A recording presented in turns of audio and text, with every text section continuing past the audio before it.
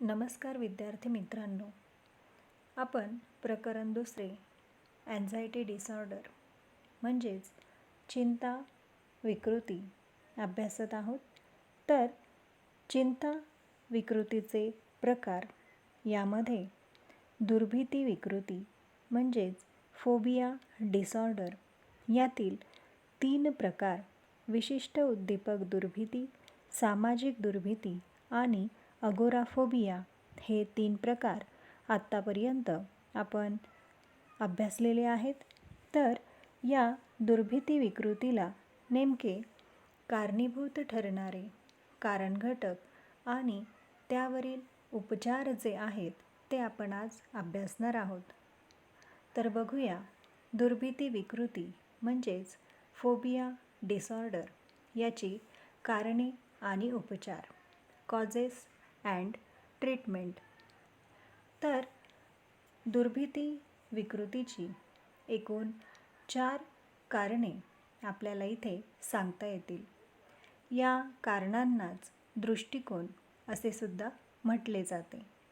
म्हणजेच इथे वेगवेगळ्या मानसशास्त्रज्ञांनी त्यांचे जे विचार आहेत ते इथे मांडण्याचा प्रयत्न केलेला आहे, म्हणून याला दृष्टिकोन असे सुद्धा म्हटले जाते. यामध्ये एखादी विकृती का निर्माण होते हे त्यांच्या वेगवेगळ्या मतानुसार त्यांचे मत, त्यांचे दृष्टिकोन इथे मांडलेले आपल्याला दिसून येतात.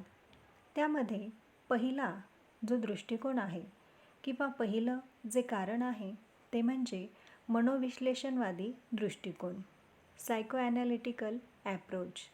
त्यानंतर दुसरा दृष्टिकोन आहे वर्तनवादी दृष्टिकोन, बिहेवियरिस्टिक ॲप्रोच. तिसरा आहे बोधात्मक दृष्टिकोन, कॉग्नेटिव्ह ॲप्रोच. आणि चौथा आहे जैविक दृष्टिकोन, बायोलॉजिकल ॲप्रोच. तर आपण आता सविस्तरपणे या कारणांचा आढावा घेऊया.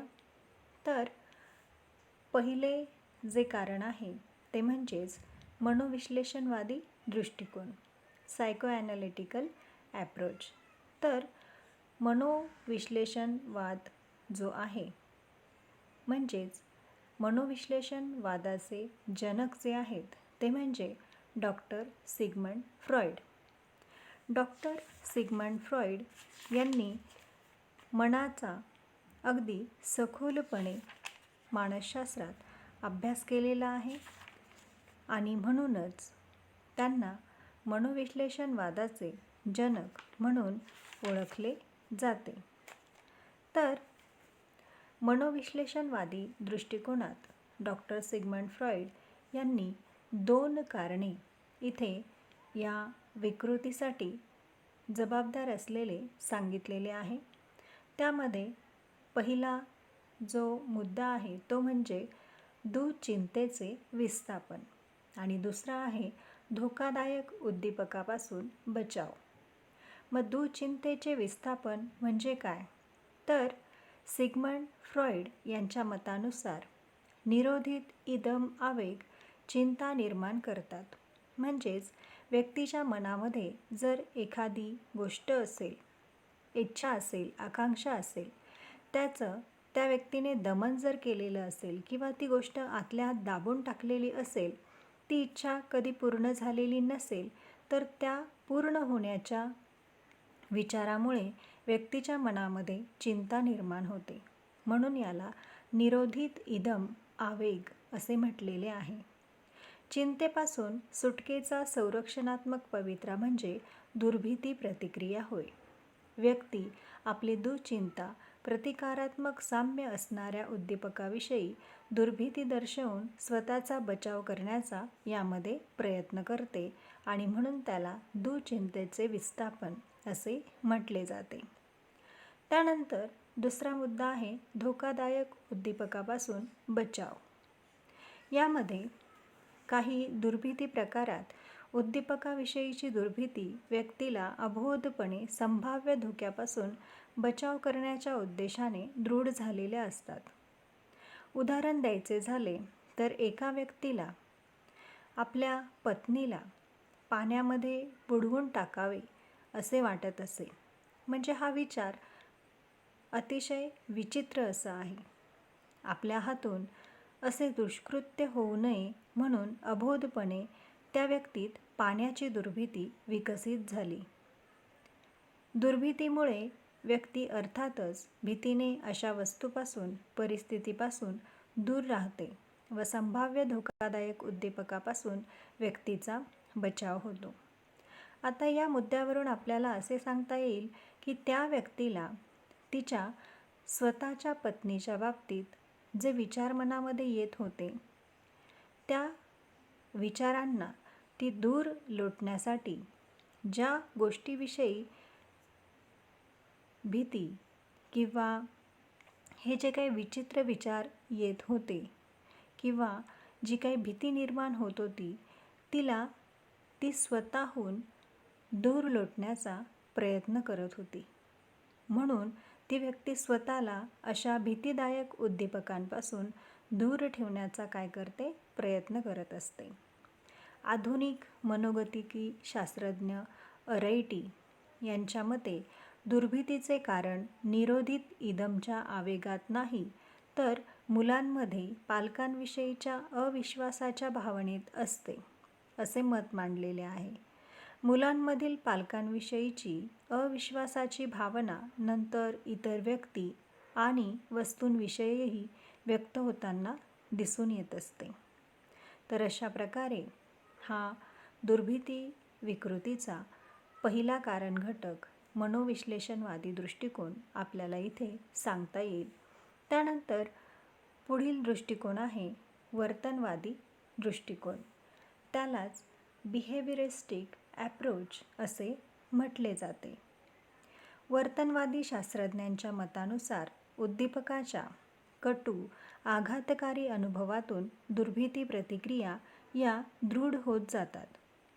मिनेका व कुक यांनी सापाविषयी निर्भय माकडांमध्ये केवळ निरीक्षणातून दुर्भीती कशी दृढ होते हे प्रयोगातून दाखवून दिलेले आहे.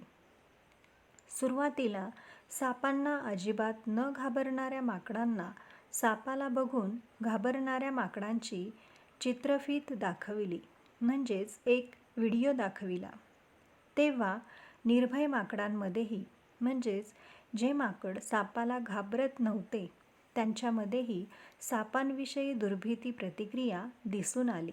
यावरून धोकादायक प्रसंगाच्या निरीक्षणातूनही निरुपद्रवी उद्दीपकाविषयी दुर्भीती दृढ होऊ शकते हे दिसून येते. पालकांच्या भित्र्या स्वभावाचे अनुकरण करूनही मुलांमध्ये दुर्भीती प्रतिक्रिया दृढ होतात, असे इथे हा वर्तनवादी दृष्टिकोन आपल्याला सांगतो. त्यानंतर पुढचा दृष्टिकोन आहे बोधात्मक दृष्टिकोन, कॉग्निटिव्ह ॲप्रोच. बोधात्मकवादी शास्त्रज्ञांच्या मते उद्दीपक धोकादायक असल्याचे सदोष अर्थबोधन किंवा भीतीचा बागलबुवा करण्याची व्यक्तीची प्रवृत्ती दुर्भीती निर्मितीला कारणीभूत ठरते. तसेच सामाजिक कौशल्याचा अभाव, सामाजिक संबंधांविषयी चिंताक्रांत स्वभाव यामुळे उद्दीपकाचा काल्पनिक धोका दुर्भीती निर्मितीला कारणीभूत ठरतो. त्यानंतर पुढचा दृष्टिकोन आहे जैविक दृष्टिकोन, बायोलॉजिकल ॲप्रोच. दुर्भीती रुग्णाच्या रक्तसंबंधित नातेवाईक व जुळ्यांमध्ये दुर्भीतीचे अधिक प्रमाण दिसून येते. म्हणून दुर्भीती विकृतीत अनुवांशिक घटक जबाबदार असावा असे काही शास्त्रज्ञांना वाटते.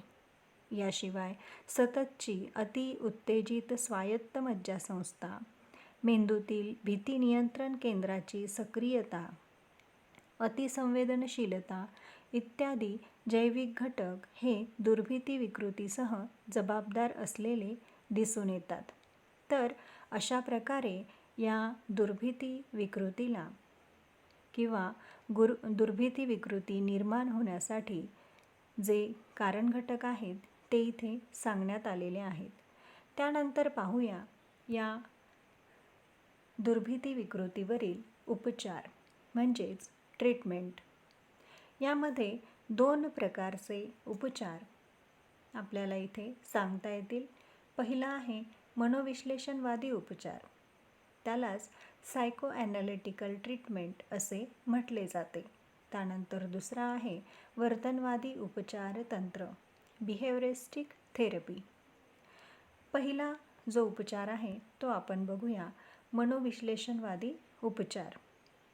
तर या पद्धतीमध्ये वर्तनवादी उपचारकर्ते दुर्भीतीचे कारण जाणून घेण्याऐवजी उद्दीपकाविषयी दृढ अभिसंधित प्रतिक्रिया दूर करण्यावरती भर देतात. त्यानंतर दुसरा जो उपचार आहे तो म्हणजे वर्तनवादी उपचार तंत्र, बिहेवियरिस्टिक थेरपी. यामध्ये एकूण 7 उपचार तंत्रांचा उपयोग जो आहे तो ही दुर्भीती दूर करण्यासाठी केला जातो. त्यामध्ये पहिला आहे पद्धतशीर आवेदनशील तंत्र, त्यालाच सिस्टमॅटिक डिसेन्सिटायझेशन असे म्हटले जाते.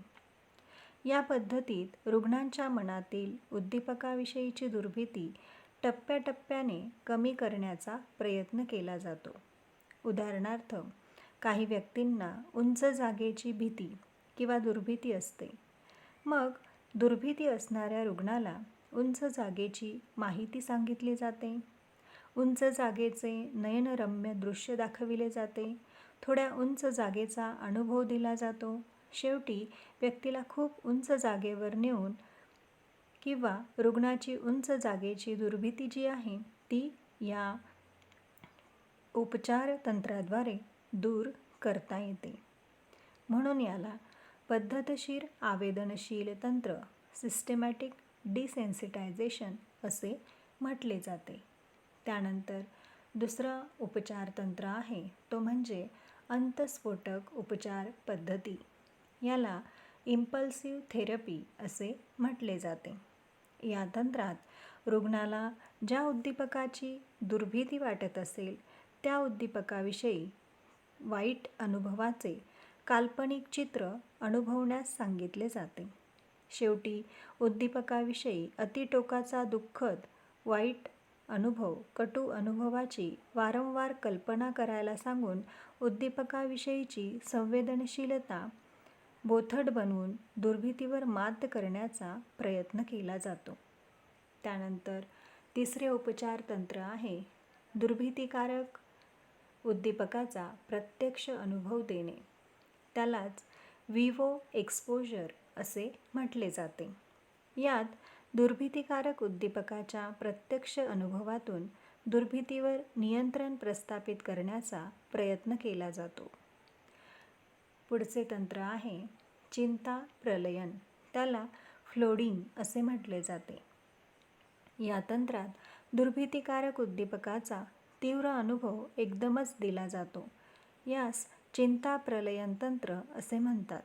उदाहरणार्थ, पाण्याची अतिभीती दर्शविणाऱ्या व्यक्तीस सुरक्षित पातळी असेल इतक्या पाण्यात अचानक ढकलून देणे. या पद्धतीने अचानक तीव्र अनुभवातून व्यक्तीला त्याची दुर्भीती कशी अनाठायी आहे हे दाखवून दिले जाते. त्यानंतर पुढचे उपचार तंत्र आहे प्रतिरूप अनुसरण, त्यालाच मॉडेलिंग असे म्हटले जाते. या तंत्राच्या माध्यमातून व्यक्तीला ती ज्या उद्दीपकाला घाबरते त्या उद्दीपकाला अनुलक्षून किंवा व्यक्ती ज्या परिस्थितीला घाबरते त्या परिस्थितीत इतर व्यक्ती कशा निर्भयपणे सामोऱ्या जातात ते प्रात्यक्षिक अथवा व्हिडिओ किंवा टेपचे चित्रीकरण दाखवून इतर व्यक्तींसारखे अनुकरण करायला शिकवून उद्दीपकांविषयीची दुर्भीती कमी करण्याचा प्रयत्न केला जातो. पुढील उपचार तंत्र आहे बोधात्मक उपचार पद्धती, कॉग्निटिव्ह थेरपी. आश्वासनाच्या माध्यमातून किंवा व्यक्तीचे सामर्थ्य विकसित करून उद्दीपकाविषयीच्या अनाठायी दुर्भीतीवर नियंत्रण प्रस्थापित करण्याचा प्रयत्न केला जातो. याशिवाय बोधात्मक उपचारकर्ते रुग्णांच्या मनात उद्दीपकाविषयीचे वाईट कटू अनुभव कसे फोल आहेत, अनाठायी आहेत हे पटवून देण्याचा प्रयत्न करत असतात. त्यानंतर शेवटचा उपचार तंत्र आहे औषधोपचार. यामध्ये दुर्भीती विकृतीसाठी SSRI हे नैराश्यरोधी औषध व बीटा ॲड्रेनर्जिक ही औषधं उपयुक्त ठरत असतात. तर अशा प्रकारे आज आपण इथे दुर्भीती विकृतीवरती जे उपचार आहेत ते सविस्तरपणे अभ्यासलेले आहेत. त्याचबरोबर ही दुर्भीती विकृती का निर्माण होते त्याची कारणेही आपण सखोलपणे अभ्यासलेली आहेत. तर अशा प्रकारे आजचा हा आपला मुद्दा दुर्भीती विकृतीवरील कारणे आणि उपचार इथे संपलेला आहे. धन्यवाद. थँक्यू.